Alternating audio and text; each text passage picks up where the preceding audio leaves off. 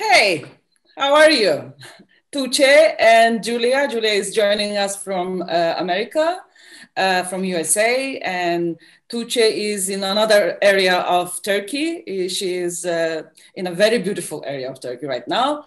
So today we meet again for the 24th Istanbul Theater Festival as part of the learning and training program. And today we will be talking about the future of dance education. As three of us are dance educators, besides being choreographers and being dancers ourselves. I am not continuing dance education for a while because my department is not active right now.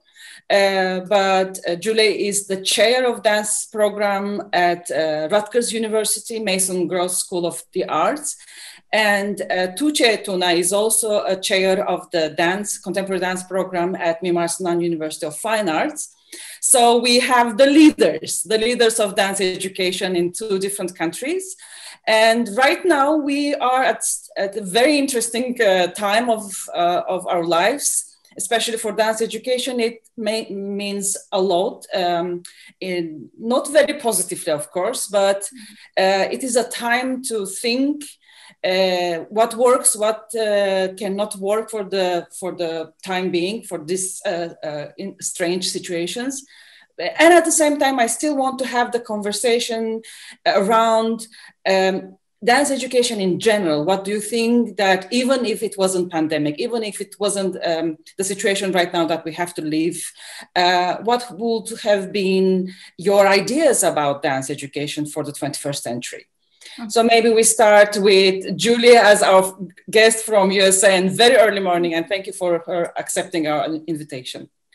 Of course. Thank you for having me. And I thank IKSV for continuing to host the festival during these times. It's a wonderful thing. And thank Tuğçe for all your good work and Ayrin for your good work too. I mean, it's interesting. There is kind of a meme going around on Facebook by a children's book author. His name is Mo Willems. And he says, science will get us out of this, but art will get us through this pandemic.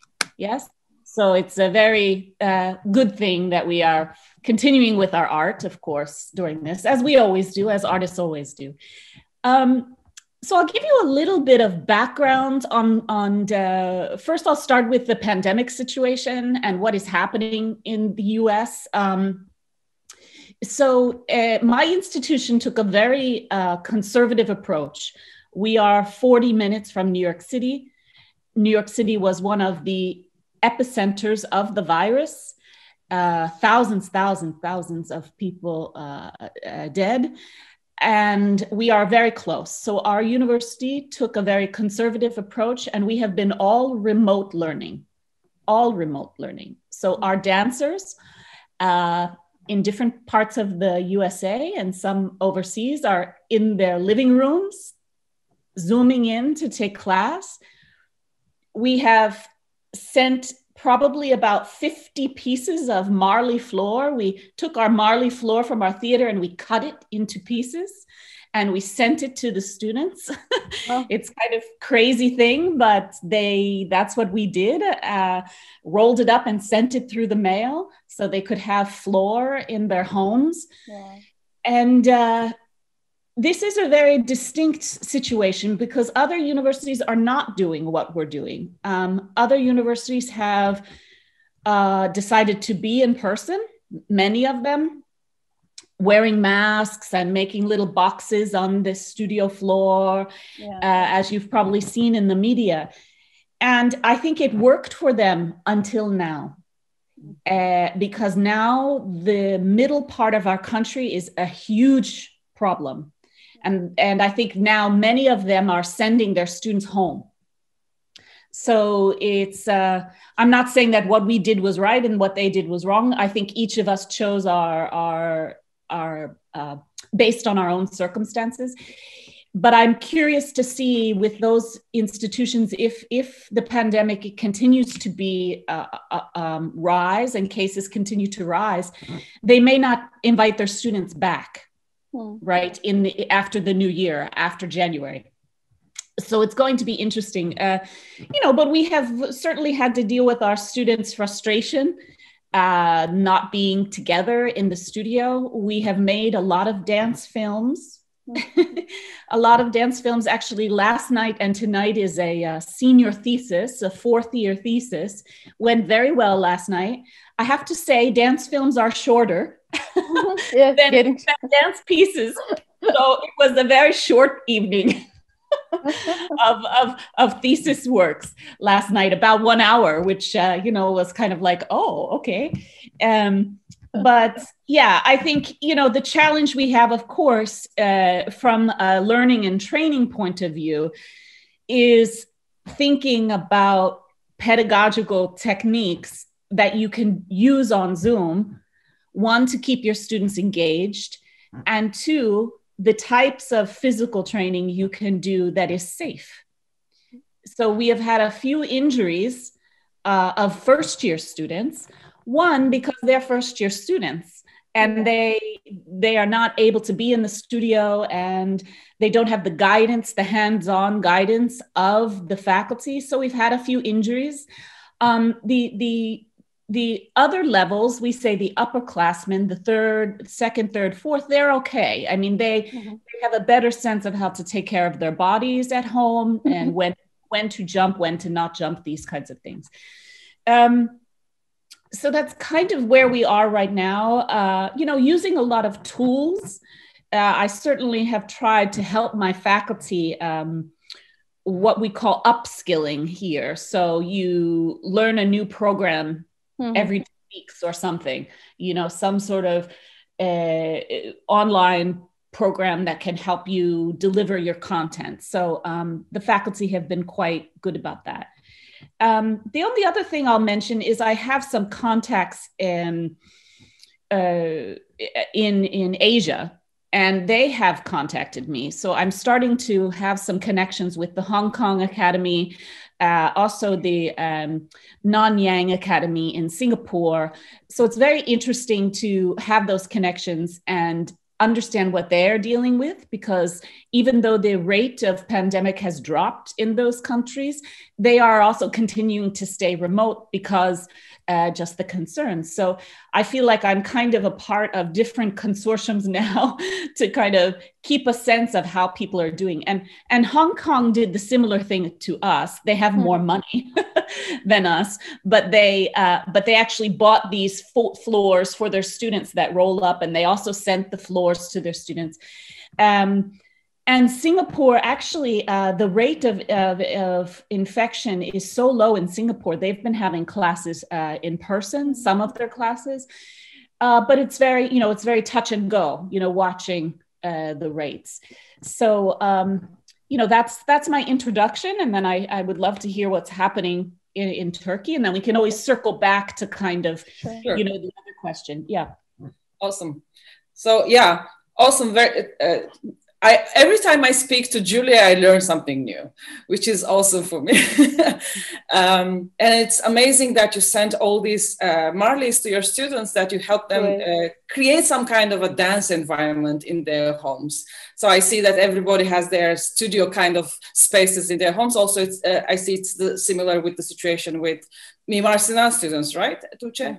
Almost, like we are not so far away from each other in that point of view. So it's a state university, it's a free university. But for me, the main focus was to really protect the students. So they are the new generation, and I really need to protect them. And then I should be very like soft, transparent, and also like complex at the same time, the situation. So for us, we did performance on 9th of March last year. And it was like kind of showing whole repertory or whole work, what we did during the fall term. Then after university get closed. And then without waiting for the opening, official opening, I just learned about Zoom Cloud, and I just learned about other online classes, how I can deal with it. And then I invite the students, so let's continue to move, and let's figure out how we can do it. It was like that actually.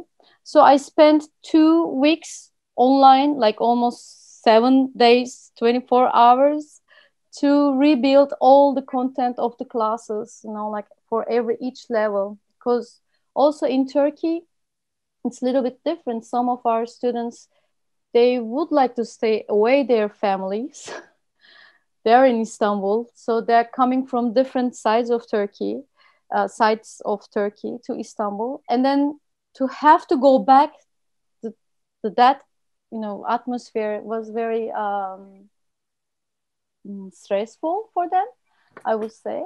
So then, but every day we add a class, we add meetings online, so they adapt themselves also the place that they live in.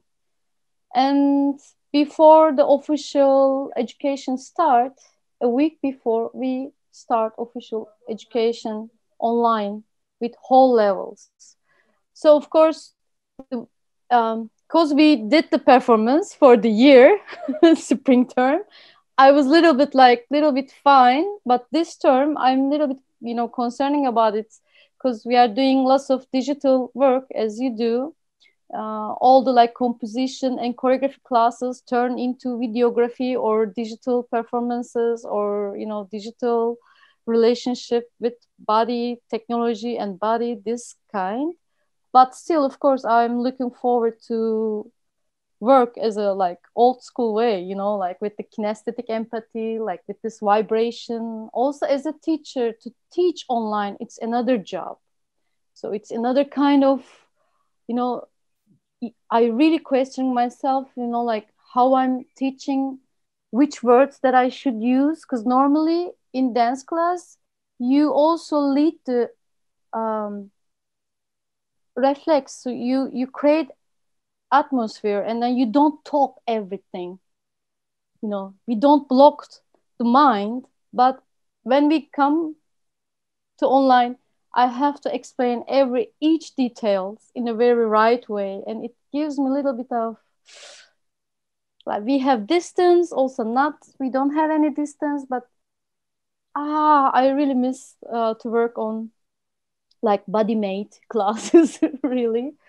And in a dance field, okay, we couldn't send the Marley to all our students, but we support them for any kind help they need, actually. Also, I would say, for example, this term, we announced very early that this education will going to be remote online, so you should organize your spaces. And then instead of going back to family, they rent houses, so they have their own space to work. So we organize students before the opening, not in the middle of the education, suddenly. And still, we are 4 or 5 of our students get COVID, actually. So, we are following them still. Every day they could send me the message, and if they need to talk, they could talk. If they have any problem, they could immediately, get contact with me. So we are we following each other online without the distance, but we lead the education in a very huge distance, actually, and it's a little bit strange. But, we try to do our best, actually, in academy. Do you think that, for both of you, do you think that the next, even after the pandemic, even everything is, completed and we are cured, we have this vaccine right now that is going to be tested, that this is going to be kind of a hybrid. It's going to be suggested in the universities. For example, for Turkey, the situation is different. We have state universities most of the time, and dance education is part of the state universities instead of private universities. But I know that state universities in America mean that students need to pay a lot of tuition, of course. And do you think that with this situation, with financial situation, that this education, the way that education is going to be, is also going to be hybrid? Some classes are going to be in space and some still continue to be remote?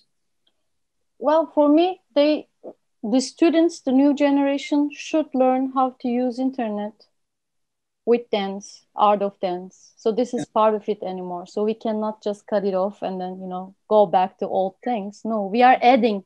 The knowledge is adding, like we are adding. But for example, what we work at the university for the next spring term, so we try to push ourselves to able to go for education for hybrid, actually, like 1 week at school and 1 week at home, so we see. Also, there's, Ayrin, there's a financial situation about it, how to rent the house and everything. Sure. It comes in. So we will see. But even if the COVID goes away, even if we, find the solution, probably most of it's a new area to create digital, to reach the people digital. So there's no borders, there's no limitations. So you can really, if you open your screen, you're there. So it's something new, and then we try to adapt it.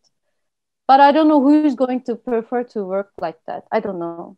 But it will be there for sure, because we learned anyway. We met with it. We met with the idea, actually. Yeah. I think it's very, and I just want to go back to a point that Tuğçe made earlier about, because it is a big concern in the US of faculty, the amount of labor that faculty had to expend to get everything online, because there was no, there was minimal help from the institution. So many of us, like you said, you spent hours trying to move the content online. And this is a big concern in the US, particularly in the US. We have faculty unions, which are unions that protect the faculty in terms of labor and compensation. So there's a lot of concern about that. And then also, on the other side of that, just as you said, that we can't go back. This is part of now, this is part of our learning. I also question, that what students may request in terms of access. Yeah. So students, some of them are very happy to, be at home and taking their classes. And, they are saving money, especially in the US, where some students have to pay for their own tuition. This is a way that they are not paying for the housing at the institution and things like that. So I worry actually about the continued labor that will be put on faculty if students demand this dual access, right? So if students say, I want to be able to come in person when I want to, and I want to be able to access online when I want to. This will be a difficult situation, of course, because the faculty is always going to have to prepare for these two mediums, these two pedagogical situations. Well, it's a like double time of work layers, actually. So if you go for online, it's totally different than if you work face to face, actually, in dance. Absolutely. So, yeah. Mm-hmm. And one thing that I've found, because I teach with a co-teacher, we teach an improvisation class, and he has been actually much better than I have been about recording the class and posting it for the students that are absent. Like I am, and sometimes I'm like, well, they're not here, they missed the content. But now he makes sure that but that was, I'm lucky he is more technological than me and perhaps more conscientious than me too, that he is always going and making sure the video is put up. But this is another, maybe hour, 2 hours of his labor after the class that he is making sure, so it's not something that's going to go away, we know, but it's also something I think we have to grapple with. And one thing that I did ask at our institution, I said, we need to start having more information technology assistance. We have to have people that can help us with this because, and I know in Turkey we have some lovely people on this call that are helping us with the technology, and I know you are much better at it than we are, staying on top of documentation and all this. But it's something that yeah, it was a very, even like I mentioned, we had these concerts last night and tonight, and my own, we have kind of an associate chair. I'm the chair, the associate chair. He was running around this weekend trying to get the technology because something was not right when they did a dress rehearsal. And, you know, Sunday, he's running around to stores to get the technology. So we're again, this is just, it's a lot of labor we have to think about. Yes. Also, like, because our university, they also ask us if we would like to record the classes before, and we can, you know, put online, and then the student also could watch after, or they miss the classes. But at that point also, which I said, no, right now we don't want to do it, because the main thing, at least we should come to face online, because it's about like body, it's about awareness. And then of course we don't do cardio, because, you know, like even if I had a Marley, our floor or our room is not enough for dance. You know, like we need space, we need vibrations, we need to, you know, see the environment around us. So the idea that, so if you record the classes, what about the privacy of the teacher? So we are working body based. So how we deal with the body, and also how we lead the class. It's alive actually. So that's why we didn't choose that recording classes and put on like files, and then students could watch if they want. Or I think they only asked you because automatically all the classes are recorded here, so we cannot escape being not recorded. Yeah, but for control over them. Yes, like with our university, we talk about it because we are work body based, and in improvisation, even if I do public workshops, I don't record my classes, because, you know, like, which means that it gives another kind of layer to the class actually. So if you see yourself is recording, then it's another aesthetic censure inside it would come. Exactly. Also, yeah. So for example, for improvisation, for technique classes, because we are moving a lot. Yeah. So we don't record it, but how we put the system, so students, when they get online in the system, the university could see who is get in, who is not getting, blah blah, and then we continue the classes. So we don't record body-based classes actually, which is very good, and university really support us, and it's really good to have that way actually. Yeah, I think it's great that you were able to establish that as a boundary. You know, yes. Establish that as a boundary.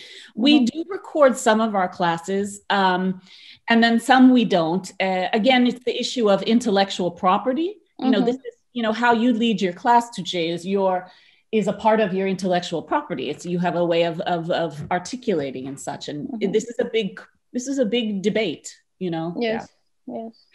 Can we talk a little bit about technique? How is technique working in the Zoom education?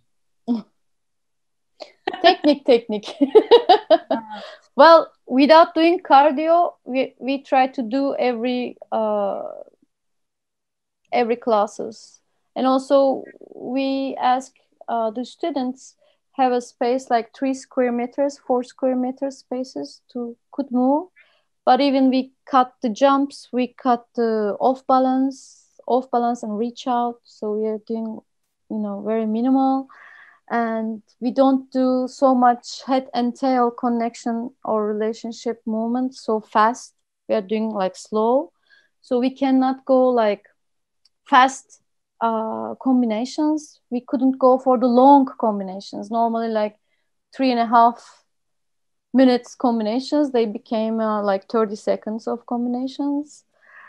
And also for the cardio, so we cannot push them because of the space and floor and the air and the atmosphere, like everything.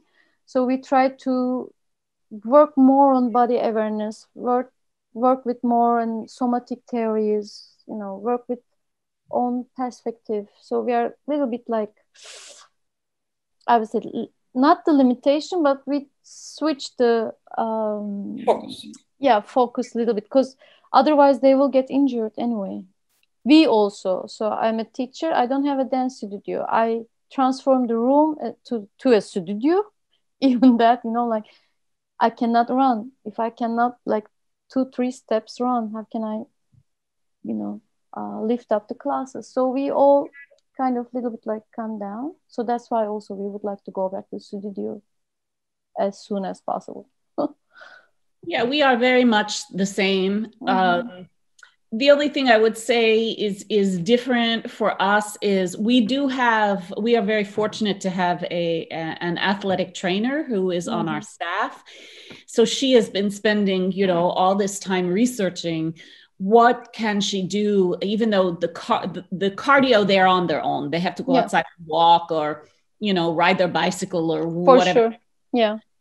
But for the kind of plyometric, like keep your muscles. So she's been working on some exercises, and she tries to meet with the faculty to remind them of things that they can do and introduce them, like how can you basically like squat and then rise up, these kinds of things onto releve and things like that to kind of keep the muscles engaged that way. She also teaches a very special course in functional movement, which focuses a lot on like dynamic warm-ups and such, but we integrate that in. So, I mean, and you may be doing some things like that too. The students really want that now. Interesting. So when we were in the studios before, they were like, oh no, I just want to dance, give me long combination, give me something that make me sweat, but now they're like, can we do that functional movement? Because they see the value, especially now. So we're trying to do more than that. I think, I teach improvisation, and I think this is something, in thinking of improvisation as its own technique, as its own skill, what I get worried about is getting the students into that place where they drop their inhibitions and they let the freedom go. And then I'm always kind of like, but wait, don't hit the door. Yeah. Watch out. They're getting very excited and they're moving so big. And I'm like, Yeah. And also, in improvisation, for example, we use at the faculty like eyes closed work. And right now, none of the like deep improvisations, I would say. No. The things that we can control with remote, so we continue. If there's any small risks for the students and for their like energy or soul level, we don't do it. Like I'm really aware of it, because we saw something. One of the courses, they work on breathing, and they breathe a lot, and then suddenly the person who is like doing this exercise, they fell down. One of them fell down. And then it's like, like this is your responsibility. So you cannot do online everything. And it's an opportunity for everyone to teach, to share, to, try, exchange ideas, but to really work on body, it's totally something else. And you have to know what you're doing it actually. We have a lot of students who have pets at home. Yeah. They have dogs and cats. And it is just such a problem sometimes when they move very big. The dogs get very excited and they jump, and then they have to take the dog out of the room. And it's just, the dogs, they're like, it's playtime, because so this is another thing, it's very funny. But I think the concern we have too, as you mentioned, how do we have certain protocols in the studio if someone gets injured, right? But this idea, that you mentioned someone just like falling out of the frame, we had to collect.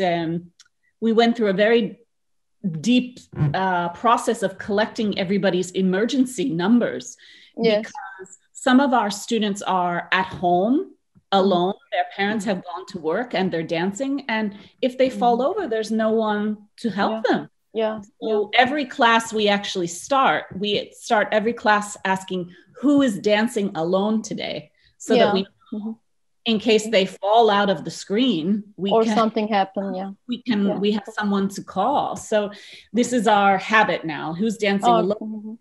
Every faculty member has a sheet of all the numbers of everybody, and it's just this level. It was very easy just to call the paramedics if we're in the studio, but of course.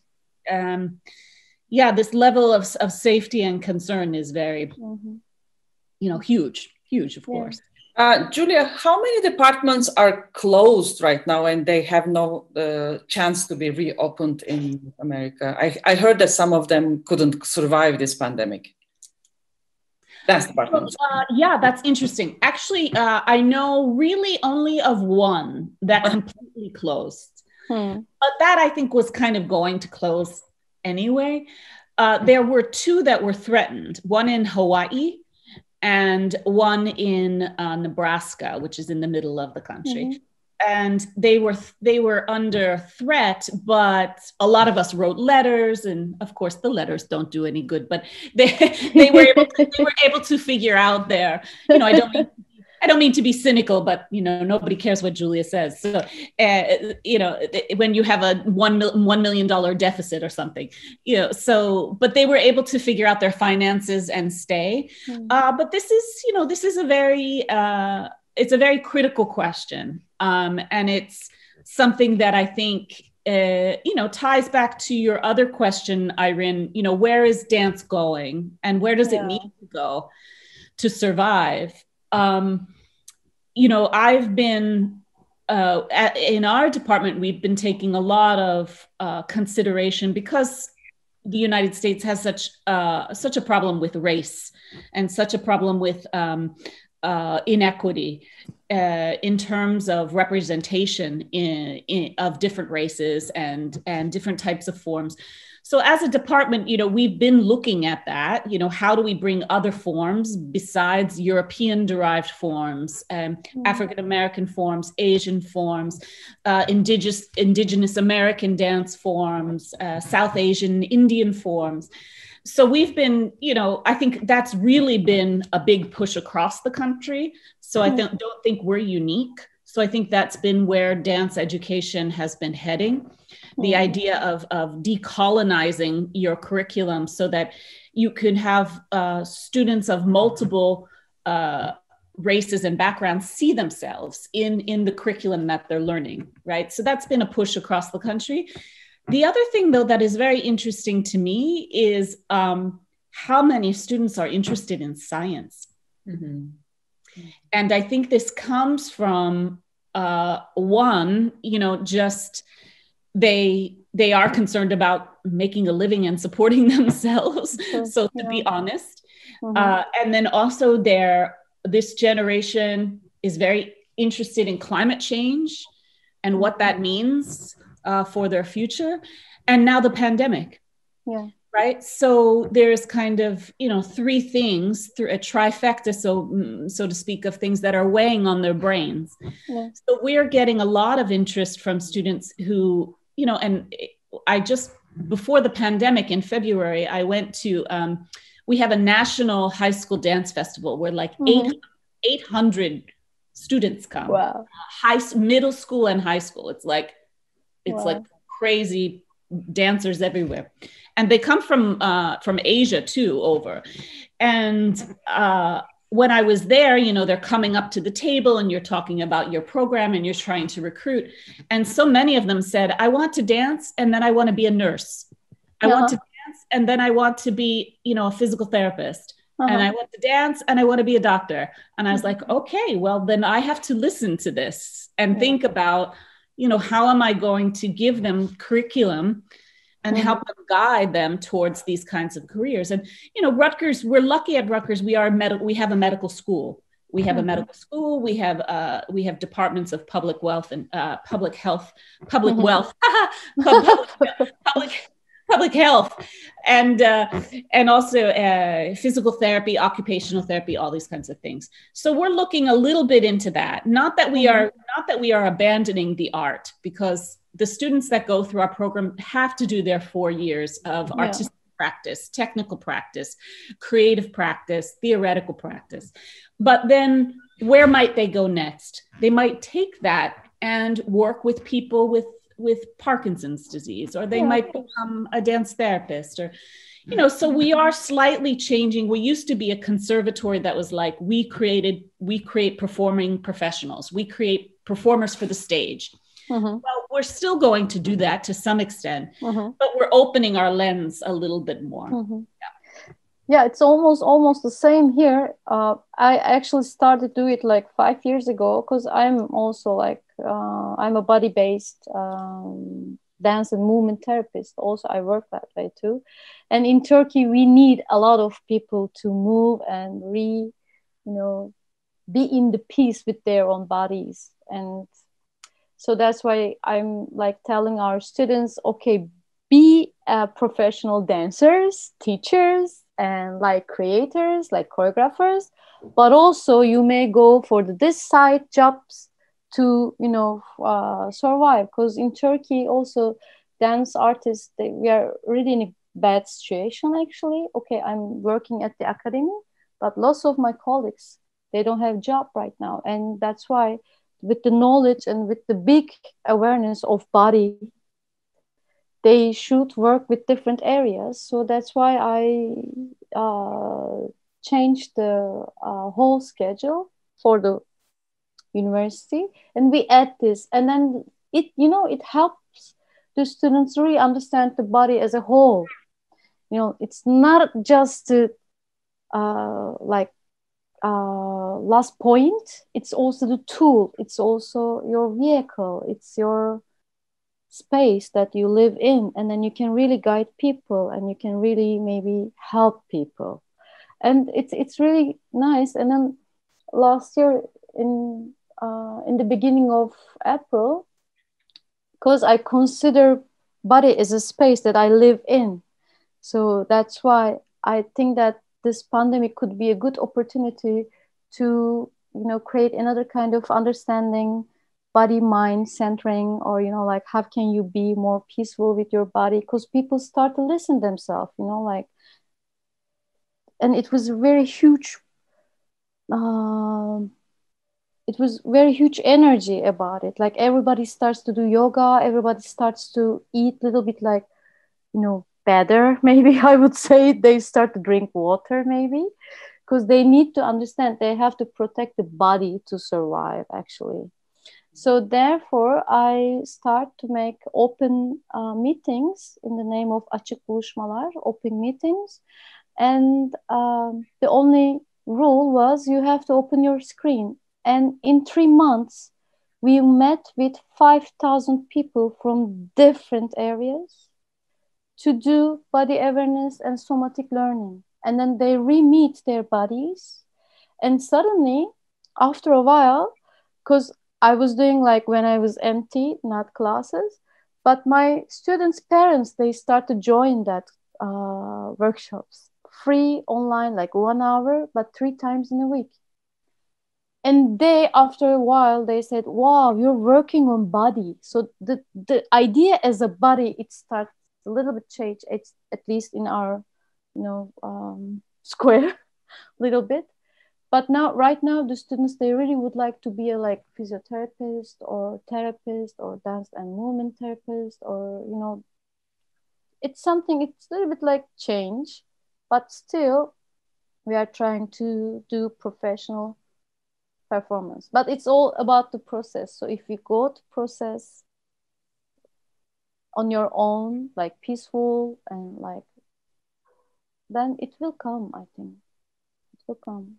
This is fabulous that you could attract that much attention. I'm really curious, how did you put it out into the world? Did you put announcements, or it was all word of mouth? Or no, we use actually, like, we use social media like Instagram, Facebook, and it was free, and everybody was at home, and everybody was so afraid.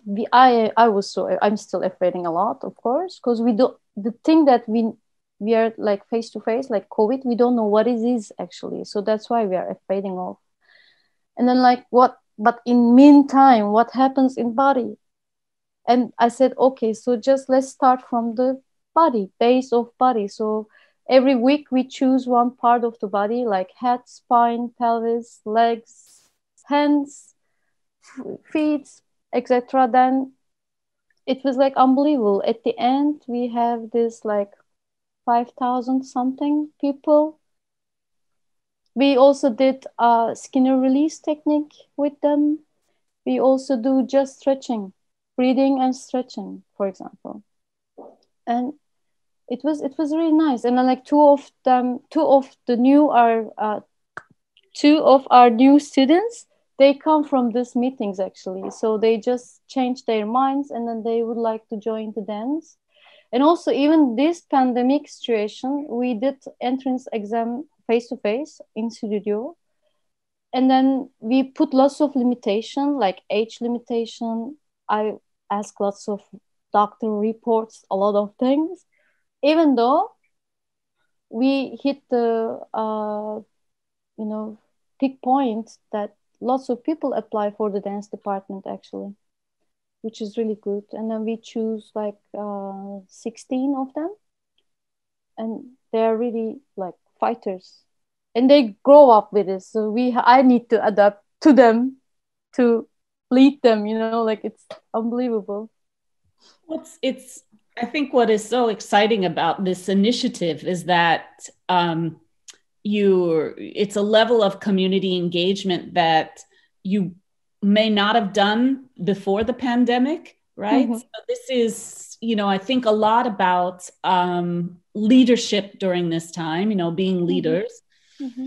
And the term leader can get a bad reputation, depending on who you look at. But the pandemic has given us opportunities to make changes more rapidly, right, than before. Yeah. And I think that's, even though it's very difficult to lead right now, we know that, it is also a time of opportunity where you can just say, I have to do this. Like, I have to try this thing. I have to make this decision because it's literally about survival, and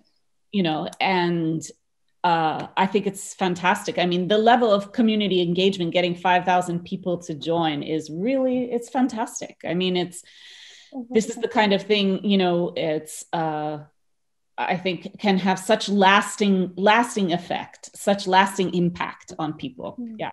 So I applaud you. Wow, thank you. Great job. So I think we can talk for hours and hours, but we need to wrap up. Thank you very much for awesome ideas and things. And it's great to hear that even though the space is literally closing in the houses and in the 3 square meters, through this opportunity, we open to more people and we open the borders of the discipline. It's like we start to engage with people, and it's very obvious that, as Julia said, that students are more engaged in what world they live in and what is their contribution to that world. So this social awareness, ecological awareness of how they build their identities in society and what they do, it's amazing. So we should be hopeful, right? Yeah. Through these mediums we meet, so we should be hopeful. Yeah. Okay.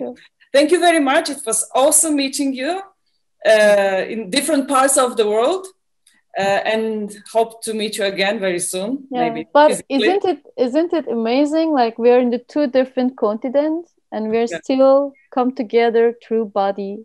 And actually, we are in the body shows the truth. It's unbelievable. Because you're in Asia and I'm in Europe, right?